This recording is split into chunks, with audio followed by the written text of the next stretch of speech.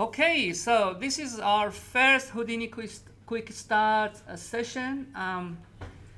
So what we do at the first session, it's kind of like we are curious what is Houdini at first place. So we're gonna have a look at it and see how things work. Actually, we're gonna be like a messy baby at this stage. We just want to mess around and just like make a lot of mess. That's the right way of learning, to be honest. So if you know that the more you let your babies mess around, the smarter they get. That's what we want to do. So like we just look at here. Oh, this is Houdini. What is it about? So first thing first, you just look around. I just want to be like a curious baby and click on everything and try to crash it. And so what we do, so there's a couple of shelf menus here. There's a window. Is it working like Maya? You hold Alt and you say, yeah, the environment. So click, middle click, and right click. Yeah, the navigation is pretty much like Maya. There's a parameters window here that probably should be like channel box in Maya, which shows me parameters. There's one environment here says empty network. So what is that? I don't know now. There's a bunch of buttons all around. So let's start. The first thing that you see is just, oh, create. I'm gonna create what? I don't know, a sphere, a torus. So let's create a torus. I create it here. Oh, cool, a torus. And I move it up. Okay. What else I can do? I can create a sphere. I put the sphere here. Okay. That's pretty much like any other 3D package over there. What is this metaball? Click. It's actually just a ball. What about another one? Click. That's another ball. What if I move this toward that?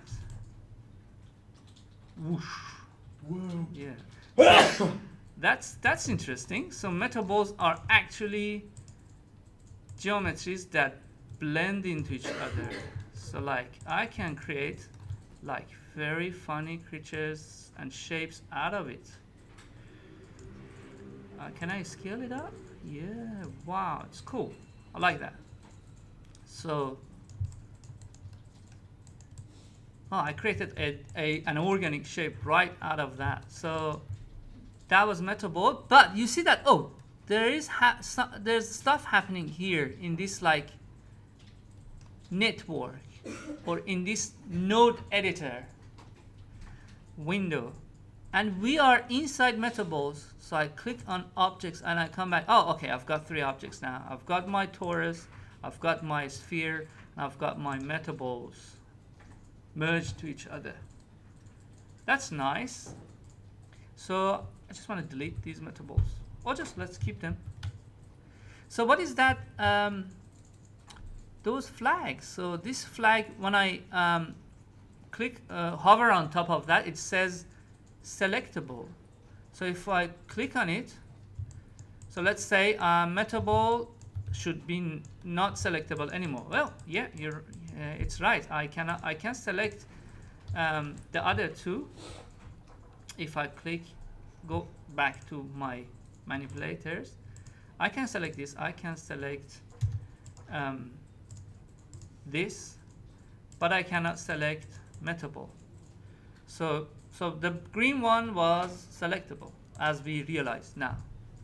The blue one is the sign of like form of an eye.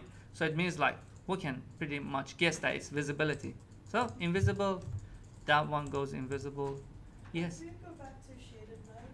So you just press W. So shaded mode. So there's like a bunch of like mode here, like wireframe, box, wireframe, or smooth shaded.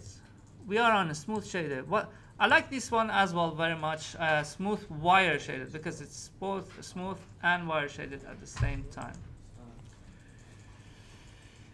So that was a couple of objects that we create. What if I create a line? So I want to go to like front menu, like side, front, top. These like orthographic views that we use all the time in all software. How can I do it here? It's easy. So there's a perspective here that I can switch into like other orthographic menus, but I show you a quick way of doing that. So actually in Houdini, what is the navigation main menu is not Alt, is spacebar. Hold spacebar and you see that it functions as Alt. Spacebar, isn't it? But now while you are holding spacebar, press 2. Press 3. So you see that it's 2 was top, 3 is front. It's 4 UV. 4 is right, 5 is UV, 6 is something else. So like so 6 is the layout that you want, and go on, so on and so forth. So I go press 1 while I hold the spacebar, or press 1 to go back to perspective. So, or I press 3 to go back to the side, and I click on the curve, and I want to create a just kind of like a curve here, and I press enter. Spacebar 1.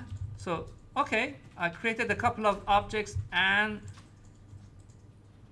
a curve. Can I rotate? So if I click, so I'm fine here. So that should be fonts, fonts that should be like grids. Everything else is like kind of clear to me. Go to the modify or go to the model. Maybe I want to revolve this curve. The curve is selected and I revolve it. Bang. I turn it into like a, so it's pretty much like revolve in Maya, that we turn the curves into objects. So that's self-explanatory as well. I go back, you see that I click this on this object and I go back to that. Okay, I want to delete that. So I go back to, I'm gonna move this up as well. I've got multiple objects. So I go to the modify and I see that, okay, so this is like combining objects or just duplicating. So if I click on here, I can duplicate my object. Okay, which is nice. Deleting, freezing, everything. Well, I don't know what they are, but like we will figure that out. I delete the duplicated version. Go to the model. There's like revolve, loft, and skin and radius. These are like very curve related modeling stuff that you know from Maya. What is a shatter? If I select this and say shatter, boom, it just shattered. But as it is a metaball, it doesn't behave very well. So I might just like delete my metaball. What about these ones? I select that one, I say shatter. It gets shattered into pieces, but I cannot see the pieces. But if I go to like smooth wire shaded, oh, I can see that those lines that is shattered. And these are the menu. I want more pieces. How can I do that? Well, it's here, but I don't tell you for now. We just want to be like very naively exploring everything. So if I click on this little flag here, oh, okay, that's nice. So I can, it visualizes the pieces. I'm gonna go to objects, back to objects, select this one, sphere. I'm gonna shatter this as well. Shatter. Okay, that one is shattered as well. Cool, they are disintegrated into pieces. Can I play and they do anything? No, because I have not, I didn't tell that they are dynamic objects. And as you know, dynamic objects are rigid bodies. So I shatter these pieces and on rigid body I've got rigid body objects. So what if I select them and say this is rigid body objects, RBD? What happened? We don't know. Because we are at frame 57, maybe it's been simulated. I go back, yeah, it's like it's there. What about torus? I select my torus. This is RBD or rigid body dynamic objects as well. Oh, I play, they fall. Oh, I need a ground here. Where is ground? Is it something related to collisions? Click here. Oh yes, there's a ground plane here. Click on that. Play. Oh yeah, cool. But the playback is a bit fast. It's not real time. So I'm gonna turn this smooth wire shaded. The playback is so fast. So that's why I click on this clock. When I hover on top of that, it says real time toggle. Click on that. Go to the beginning, play it. Okay. Nice shatter. So what happened here? Actually, I've got my torus, my sphere, and an auto dop network has been added. A network, and if on top of that you see it says dop networks. What is that? I will explain to you later on. And there's this ground plane, well, which we added. So what is inside that dop network? Well, I can guess. So one shortcut that will be very helpful all the time is Control B. So if your mouse cursor would be on top of anything, on top of any pane or view or section, Control B like maximize that section. So I can see here that my sphere is loaded, my torus is loaded, they are merged, and a rigid body solver that looks like a brain, the icon looks like a brain, is kind of like calculating that. And my ground plane is loaded. It turned into a static solver, so it means that my ground plane is an static, and there's gravity. So when I look at this node tree and the way Houdini has done that, I say I can do it as well. So that's what we're gonna do later on. So we go through the process of creating a DOP network or dynamic operation network or dynamic operators and create the network by ourselves. Why? Because we want to know what's happening under the hood. So, but for now, let's have fun. So I go up, back again, I delete the DOP network and ground plane. Where are our stuff? They are hidden, I think, yes. So I might create everything again. Create a torus again. And a sphere again here. Okay, I've got my sphere, I've got my torus. Let's continue exploring. So there's deformation here. So there's polygon. So it's kind of like clear that these are like polygonal modeling stuff, like knife. I'm gonna whoosh, like cut all the polygons. So when I go back, anything has happened? No, because I have to press enter and go up, and you see that well, I have to cut it. Yeah, you see that like this knife has cut all the polygons through that line. And the tool, any tool that I use, you see that inside that network, inside that geometry network, nodes are added. So when we say Houdini is procedural, it means that for any operation, any OP it adds a node. So I can delete those knife nodes, and they go away. And this, like, let's say this poly extrude is pretty much like any other extrude in any other package. So it means that if I click here and I move on to the face selection, if I click, nothing happens. It means that I have to click on this select icon, and I select the faces that I want to extrude. And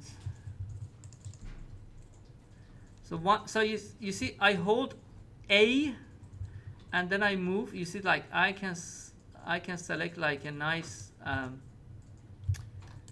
a face loop, and then I click on this poly extrude, and it adds a handle. So I move that handle, I can twist it, I can do whatever I want. So that's pretty much like a simple extrusion. Okay. So these are like pretty much modeling tools. I figured that out. What is that? Deformation. So it's twist and bend and squash and stretch and stuff like that. So like, what if I say mountain? What is that? So let's see if what is that squash and stretch on my sphere. So I select my sphere and click on that squash and stretch. Some stuff has been added, and some like menus and tools that I can move them around. What are they? I don't know now. I just play, and there's some parameters are added, like, and here you see like I've got like length scale, like, ooh, this is pretty much like squash and stretching, like squishing and tapering. Oh, so that's the tapering. Bending. So that's pretty much self-explanatory. So if I delete the squash and I go up, select my torus, and let's say I'm gonna bend it.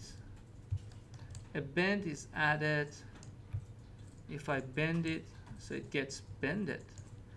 But why I don't see, so like why it goes wireframe? Here. The eye is on the torus, not on the bend. Oh, there you are.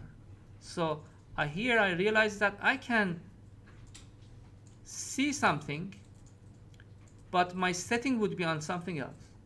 It's very handy. This is a very handy tool that you can have the previous mode and the new like setup that help you play around with this setting. I delete the bending. Go up again. So let's continue exploring. So what is that mountain? So does it turn this into a mountain? Let's click on it. So I selected my torus, I click on the mountain, and this turns into this real weird mountainous shape.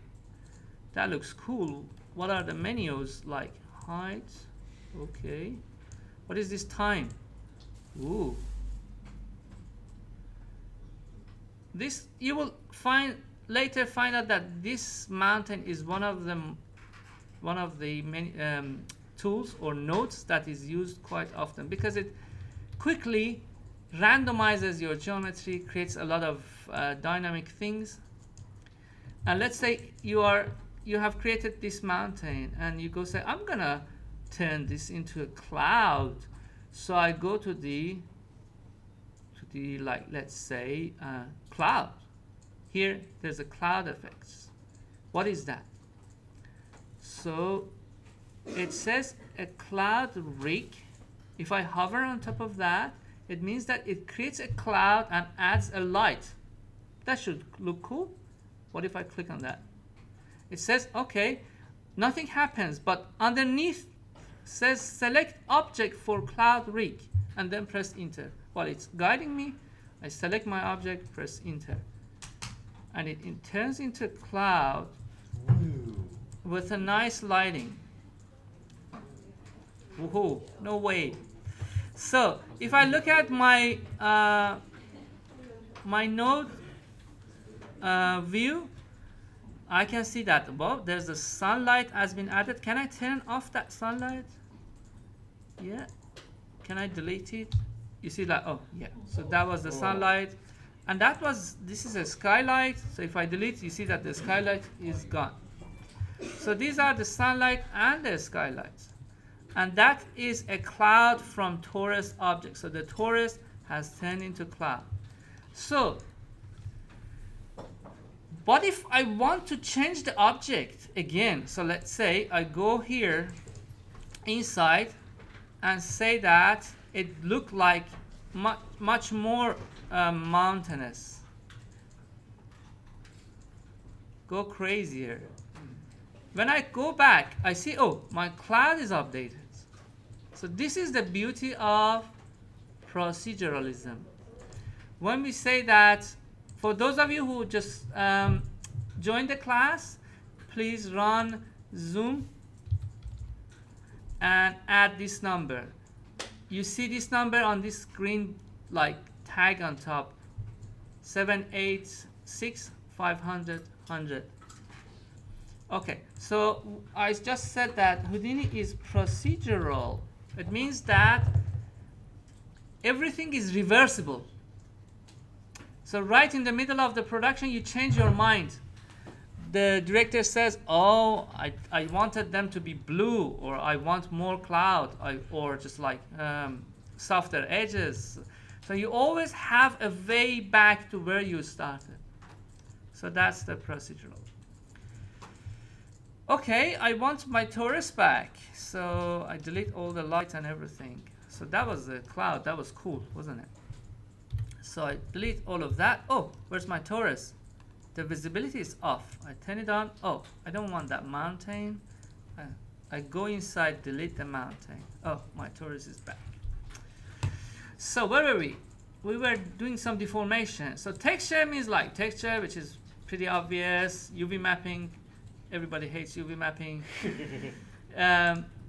Rigging. So we don't have a character here yet. So we will talk about. So this is pretty much like, again, like any other 3D package. I assume, as someone who just started playing around with Houdini, imagine it, I imagine that just started. So like when I look around curiously and try to explore, I see like, okay, so there's bones and like capture geometry, which is skinning. So Maya says skin geometry. Here it says capture. Pretty much like a different. Oh, delta mesh. So many of you who skin in Maya, you have used delta mesh. So which is like you have it here as well. Muscles. Oh, it has a muscle deformation system, which you may explore later on, which is very cool. Characters. You got a simple biped character here. What is that? If I click on it. Oh, I've got a character here. I can play around, animate that character. So I go to, I press enter, and I click, what is that? Pose. So I click on that, I select everything that and I move it around, and I can start animating my character. So how can I animate that? So let's say animating is simple. K stands for keyframe. So I'm at 1, I press K, and you see everything got keyframe. I change my time, and I press K again. Or I can turn this auto key on and change, and it automatically adds keyframe to where something has been changed. Well, it didn't. Oh, I have to keep it on. Yeah, or click on it actually. There is an auto key changes here that you can turn it on. But so I just want to keep everything simple for now. So one character is added. I'm gonna delete that simple biped. It's a very good character to start playing around, animating, enjoying, having fun, figuring out how Houdini works. Delete that. But you got like a simple female. She's so simple. And I can select, move around, animate her, a simple male. Yeah. And a couple of mocap bipeds. So you will see that like, so many of you want to create like crowds. Oh, this is mocap. What if I say run? Oh, cool. Wait. Standing. Oh, it's like not perfect. Zombie. In place animation or go. Oh, what the hell? So, that looks like really cool. So I've got a couple of mocap. Can I load my mocap instead of this? Yes, I can. Can I have thousands of these people? Let me delete all of this. I'm gonna stop. And I'm gonna delete these as well. We are exploring everywhere, are we? So let's click on these crowds. And what are these? I don't know. Let's click on this agent. It says agent name source. I don't know what is this, but let's hold. Okay, so let's click on this simulate. What happens? It select crowd source, blah blah. I don't have a crowd source. Let's hold Control and click on this simulate. What would happen? Houdini is thinking, oh my god, I've got thousands of people added. And I can play, and they behave. So what are they? So what I did, I simply hold Control and clicked on this simulate. Let me do it again. That was stupid, but I would do it again. So I delete everything. So you see, a lot of node has been added. So pretty much like this is not what I want. So like, but it's just fun to play around with. So that's the next step that we want to go under the hood. And so you see here, I press Control B here. So I can guess what's happening underneath. So there's a rest cycle, which means so there's an animation cycle has been loaded, and this is dedicated for resting. A stand cycle, so there's an animation loaded, and it's for standing. Walk cycle, and there's my mocap biped, and there's a crowd source, so it means that they have been collected into this, and there's crowd simulation.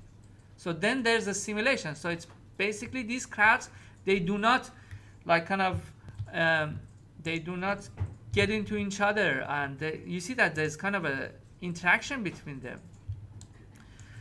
So if I click on this crowd sim or this crowd source or this like kind of walk cycle, I can change it. Like I can go zombie. So like some of them start to turn into zombie, I assume. Or yeah, just play around with this, and you see like this. So some sub steps, speed, and a lot of other stuff. So you can change this the area that they are walking in, and other stuff. Yeah. Anyway, so that was me playing around with the human that led to this like crowd thing. Let's carry on. Constraints. So I see that parent band. So this is kind of like the constraints that you see in like any other app, but there are some really cool concepts like jiggle. I might need a couple of things to do them, but like for now, let's skip that. So I'm gonna create my torus and my sphere and move them up. Okay, where I was here. Oh, It's true. that looks cool. Yes. Do you have any question, Lucy? No? Cool. So I'm gonna add fur on this little ball. So the ball is selected and I say add fur. It says, hey, now select an animated skin geometry. I don't have animated. If any, press enter. So I press enter. What happens? Ooh, my fairy ball. So the length is like, I want it to be more, so like I just add. So here in the setup, in the parameters, I can see this length. I type 0.5, so it's taller. But it's very like, it's very straight. There's nothing happening in it. Is there any way I can like kind of groom it or just direct it? Maybe taller. Maybe even one. I cannot see anything here, but there's like here and there's guides and there's guide brushes. So it means that I can do something. One of them is initialize guides. So it means these, so I can guess that Houdini adds a lot of hair, but these hair, so my guess is based on looking at this node tree. If I look at my node tree, so that's my torus, that's my sphere. You see that the sphere have a guide groom, and that's this one. And there's hair is generated out of those guides. So it means that like this amount of hair is controlled by this amount of guide. So these are my hair and these are my guides. Okay, that makes sense. So let's say if I say 100 guides, oh, so 100 curves are controlling, like each one of them is controlling a bunch of hair. That is very efficient actually. So I go 1000. So it means that I've got like a limited amount of curves that they control the whole, like let's say if I click on the hair generator, so I see that I have 32,000 hair strands. So I can have like 100,000.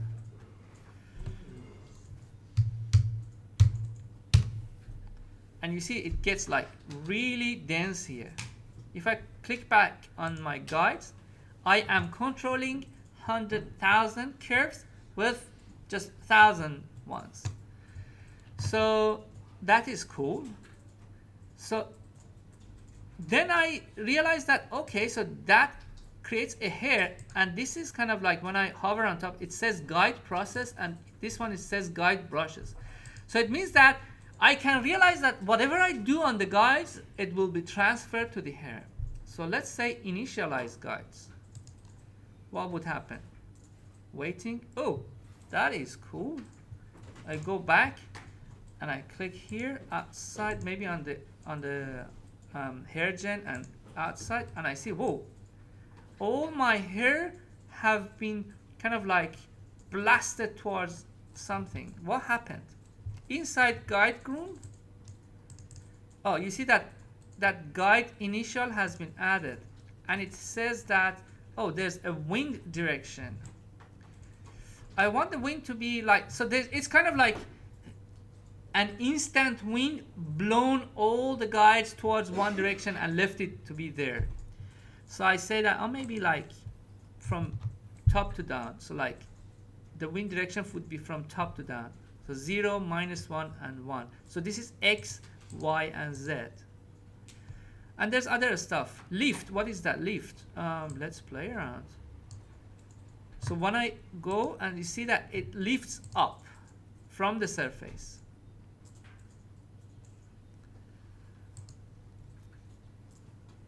What is inside that? So you see that I've got my guides. I know what are guides. Guides actually is a limited number of curves that control the rest of actually 3 was fine. The rest of they control the rest of the hair. A skin, which is my sphere, and skin VDB. What is that? It's kind of a volume inside. It's a VDB is a volume database. It's a volume inside my geometry. So it basically, I can guess that it prevents the hair to get into the geometry. I go back here. 100,000 curves, but they are really very, they're very smooth and like kind of well.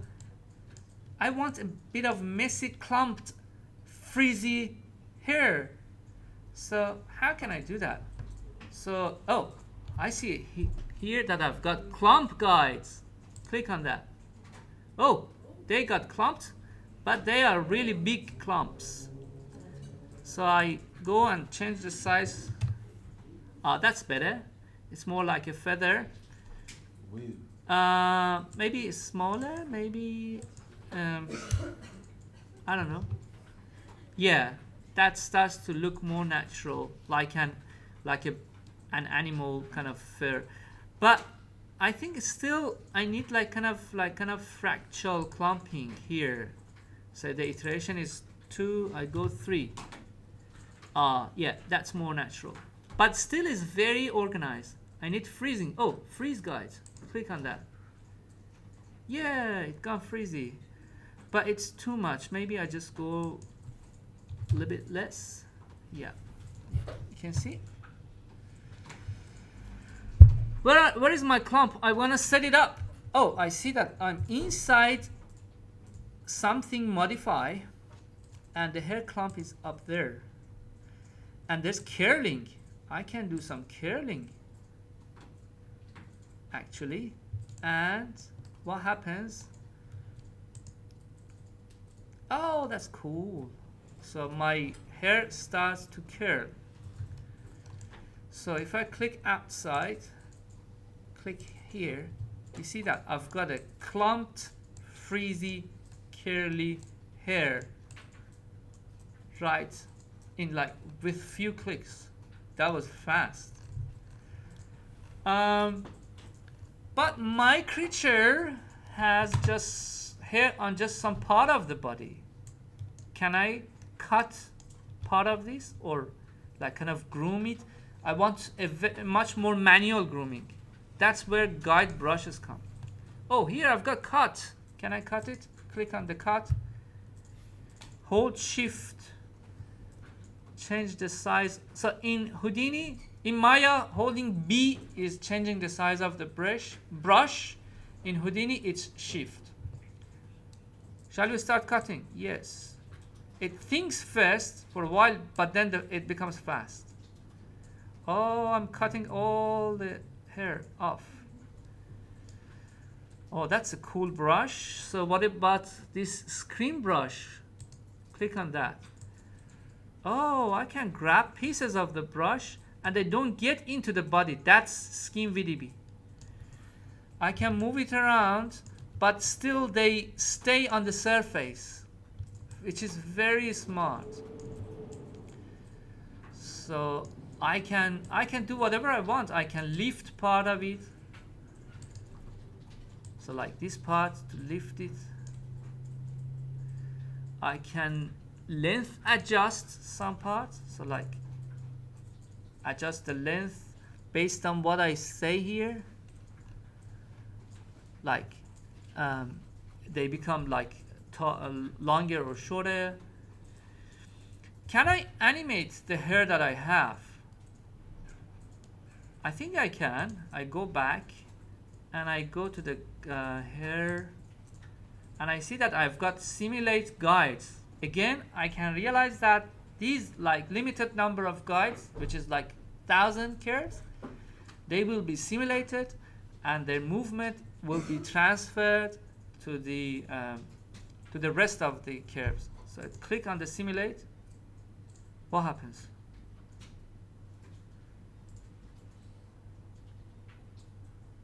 Oh, okay.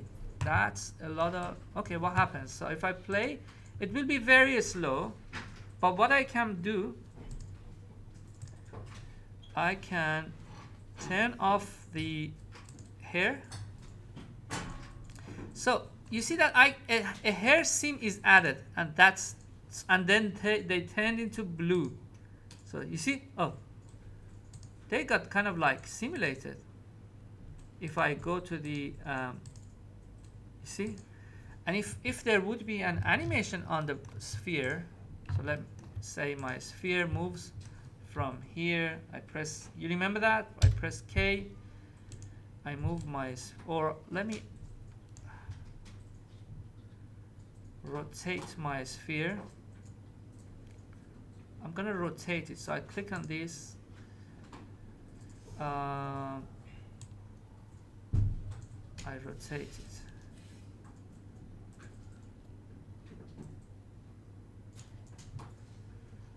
And I press K again here.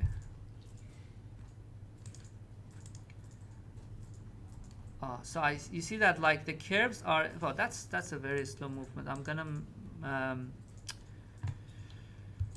hold shift and select the keyframes and middle click and move it right here. It's pretty much like Maya. Hold shift, select your keyframes, move them.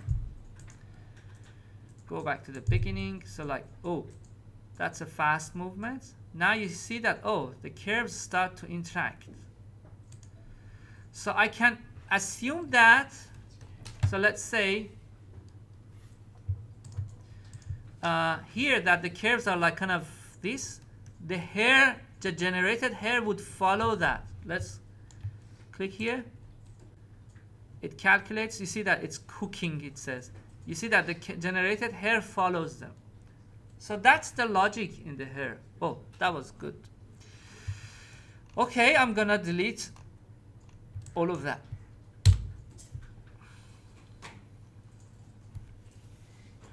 Let's move on. Let's carry on exploring.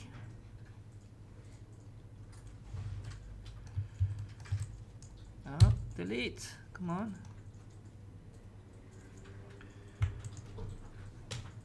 Okay, they're gone. I've got my torus.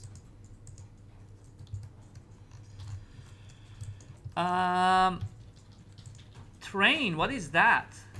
Hills, mountain, valley, dunes? Oh, what are these? So these are called height field that are used for creating massive scale, high detail terrains that are not killing your processing power as well. So let's click on the hills. What happens? I don't know. It takes some time. No way. So it created a terrain with a lot of details and a lot of kind of attributes. So I see that like this is like a kind of different algorithms, different things that help me to create that terrain. Looks cool. I'm gonna create a, oh, I deleted my torus. My torus is like invisible because the terrain is massive. Just select your torus, spacebar F. It's like Alt F in Maya. Let's create, oh, what is that? Moonscape? What is that? It's been moon landing. Oh, that's cool. You see how dense is this? And you see like, oh, a massive network here is contributing to create that like. So we're gonna deal with that. We're gonna play around with that. So these are like kind of fast starting points. What about canyon? So these are not different things. These are the same terrain, you know, algorithm which is height field, and it is used to create like so just different like patterns is applied, or different, you see, like everything starts with height field here, and you get like, oh, canyon, beautiful. So just imagine that the camera travels into and if I even create so like some sand dunes, you see that again it starts with let's wait, it thinks, okay, oh, that's a beautiful sand dune. Oh, even there's some sand in it. Oh, just like the everything starts with that height field. So we'll figure that out how things would work later. Okay, I delete my sand dunes. I select my sphere, torus, spacebar F. The torus comes to the frame. Okay, that was a nice. So we looked at the cloud. What is the volume? It should be something like cloud. So if I click it, my object turns into a volume, which is okay. I can like, it turns into fog, and it can be like my creature turns into smoke, and then I can animate that. But I don't need the fog now. So lighting and camera. Okay, so when we say lighting and camera, it means that there's rendering coming after. So let's say you add a camera.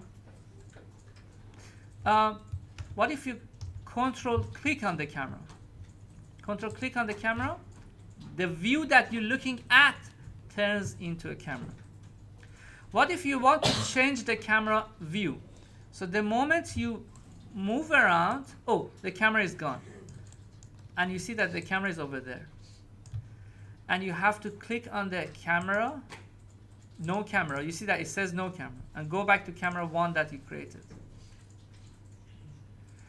So what if I want to look through the camera and move around? You click on this lock. Lock your camera and move around. Okay, that's our camera. And that's a nice view. And I've got like point light, spotlight, area light, geometry light, volume light, distant light, environmental light, skylight. What is that skylight? Oh, that's a nice light. How can I render this?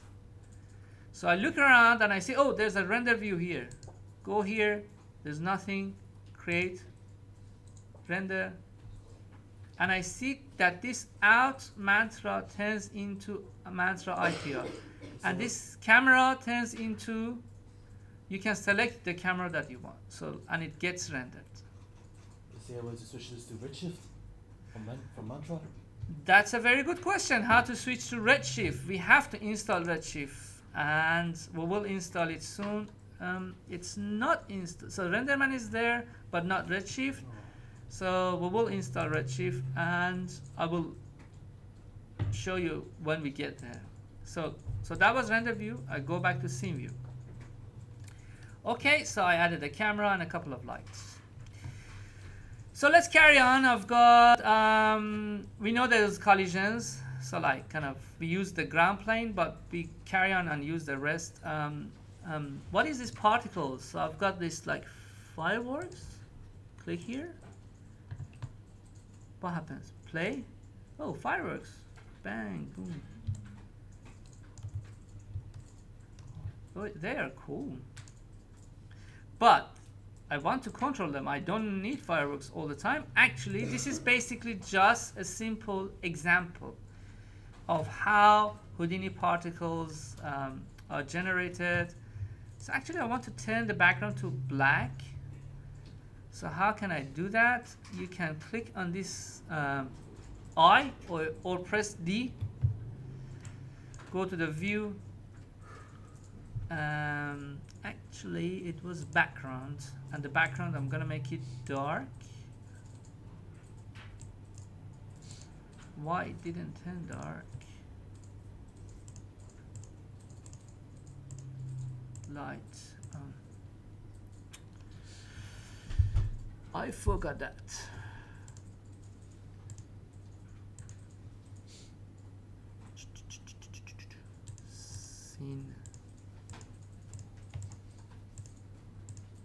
Anyway,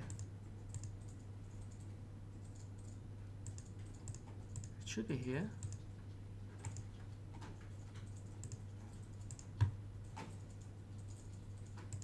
Anyway, just wanted to see these particles more clear. But I don't want these fireworks and the dot network. But I've got like location, so I'm gonna delete these lights as well. They're distracting us a bit. This location particle emitter, it means that if I click anywhere, bang, I've get lots of particles that are emitting from here. Woo, nice. Can they go up? Oh, I see that there's a gravity in the here, in the line of network. Click on the gravity. It's -1, just -10. I just make it 1. Oh, they go up now. So this is like a simple particle emitter. Can I turn it into like, I don't know, a portal for Doctor Who? Yes, I can, but with a bit of work. So for now, I just know where to find my particles and how they work. Let me carry on. Grains. What is this? So is it gonna turn my object into dry sand? I don't believe, but let's try it. Dry sand. Oh, these are sands, but they're so large. Do they interact if I play? They just fall into infinity. But then I need like a ground plane and I play. Whoa, cool. They behave like sand. But I want them to be smaller grains. Here it says upres grain sand. So I select my sand and I click on the upres. Oh, that's cool. That's better. Even more, let's say 20 points. Oh, that's better. Much more detail. Play. Wow. I've got my sand out of my, with a bit of clicks.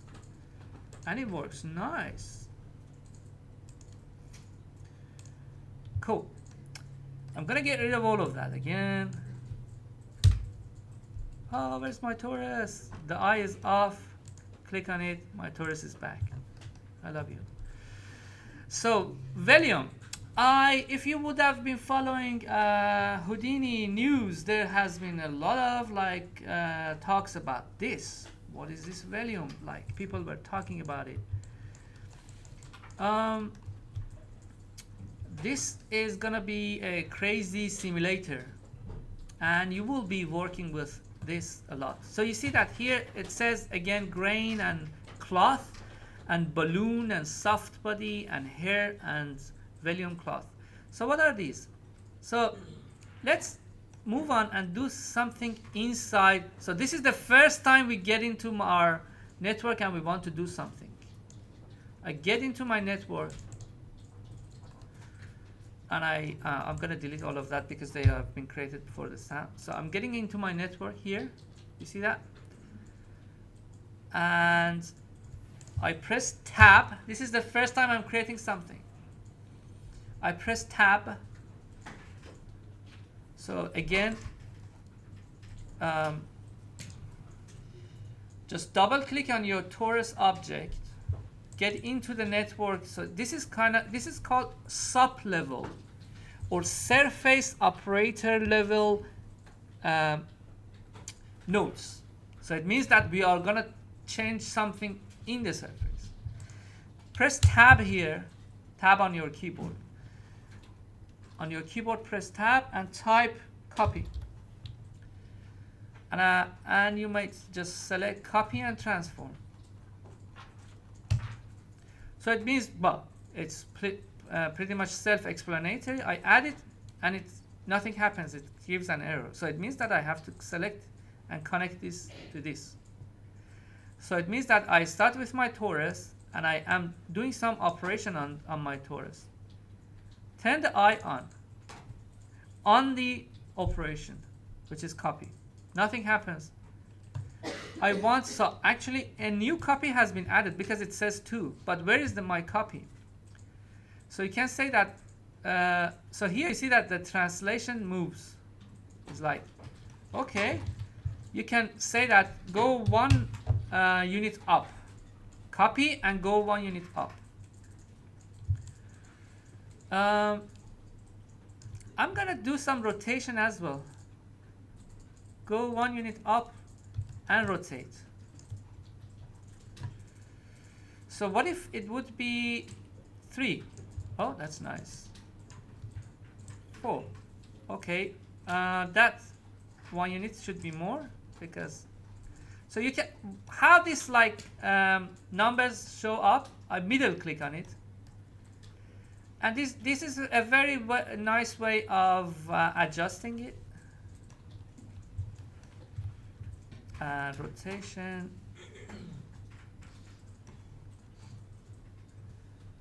Maybe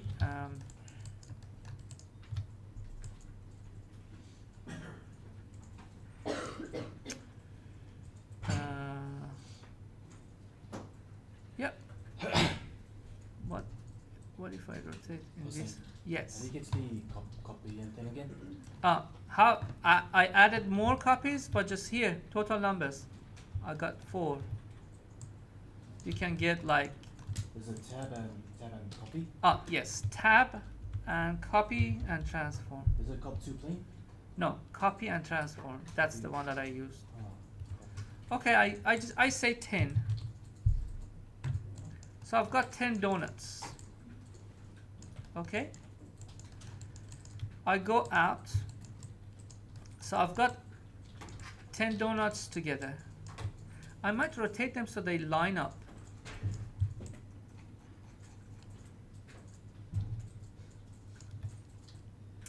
Okay, so what if I turn them into balloons?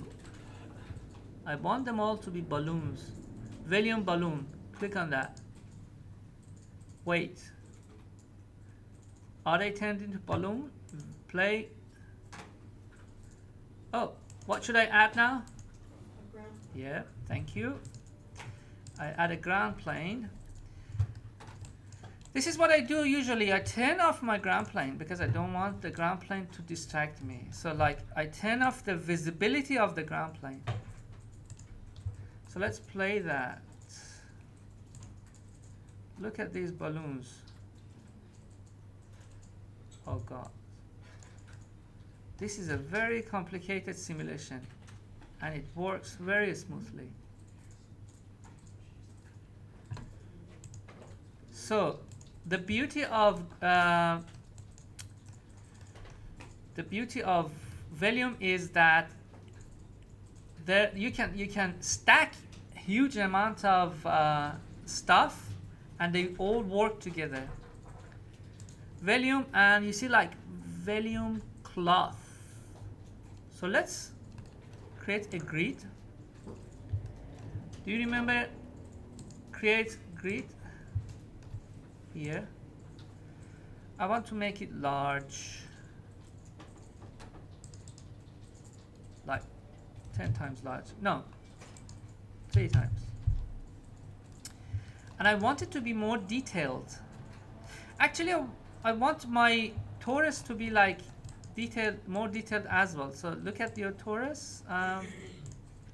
It looks very less, so I just go to my torus object, click on my torus, and the number of rows and the number of columns, I increase that, like 20 rows, 40, so it gets more detailed.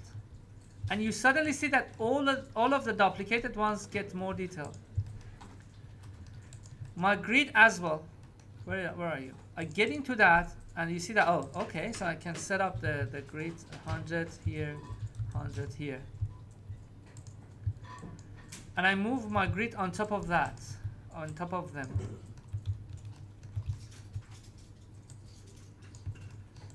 So if you don't see your like move and rotate manipulators, click on this or this. Okay, and I say that's gonna be volume cloth. Object level scales detected. A new object has been created to convert to the world. Okay, create it. I have no complaint. Go back and see how things work. Play. Balloons start to interact.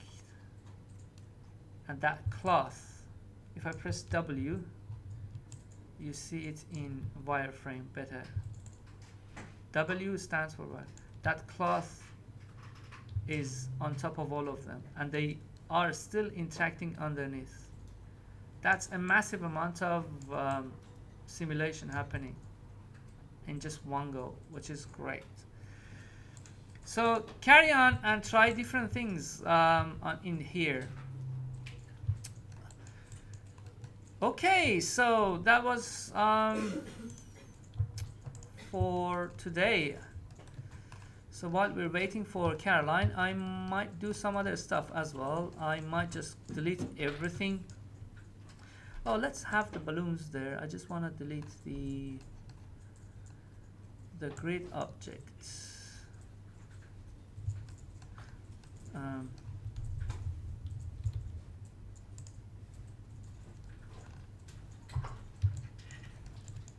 Yeah. Ah, there she is. Okay, so carry on and do the same thing for the rest. So let's say you're gonna put your balloons on the fire. Go to the pyro, select flames, or just like turn them into flames, and you see that, oh, they are on fire now. And play around with the rest. Be curious, play around. Next Houdini Quickstart is about how to do the stuff properly, how to build up your network and know what happens under the hood. Thank you so much.